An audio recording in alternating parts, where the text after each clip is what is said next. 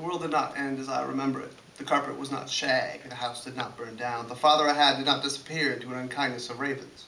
The name of the man who brought us a Christmas tree the year my father left was not named Jerry or John, and I don't know who told you, but I did not cry when Mary Lou Retton won gold in '85. I did not walk past football stands with homecoming hands and the varsity ticker tape bands played Jimny's Castle in the Sands.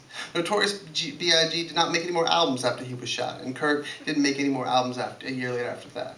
My sister and me did not find an old map to One-Eyed Willie's treasure hidden in our attic, and we did not locate said treasure despite being pursued by a family of Italian psychos, and the mother of which looked suspiciously like Danny DeVito's mother from Throw Mama from the Train. We did not save our Astoria house, and we definitely did not do the truffle shuffle. There was no justice in the streets, so of course there was no peace, and evidently we could not all get along.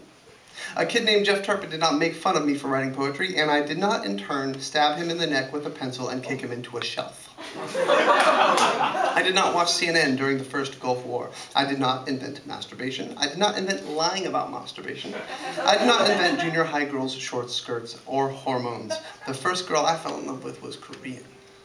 However, it is true that the carpet was not shagged. The house actually was left standing on the block we moved away from. I did cry when Mary Lou won gold. I hid myself in my father's study and only returned to the living room when my eyes were clear. I was 6 and I did not know why I was crying. I did not tell this story for 27 years, and I would tell my wife because she was a gymnast and she would remember crying too. We had a water slide and we sang Cyndi Lauper songs all day long until we were covered in grass, and I still have never been to Astoria. Notorious B.I.G. kept releasing albums after he died. Still. But Kurt stayed dead. The day we heard about Kurt, I was telling my sister a joke in a van. What was the last thing to go through Kurt Cobain's mind before he died? And my sister started to cry, and I have never apologized for that yet. I survived the LA riots, but I never forgot the smell of smoke.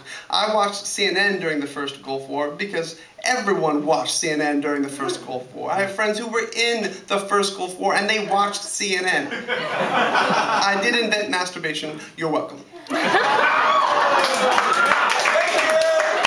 Jeff Turpin did make fun of me for writing poems, and I didn't stab him in the neck because the pencil broke in the attempt. It barely broke the skin, and he was a baby for crying because I told him what I was going to do before I did it. You did that shit to yourself, Jeff.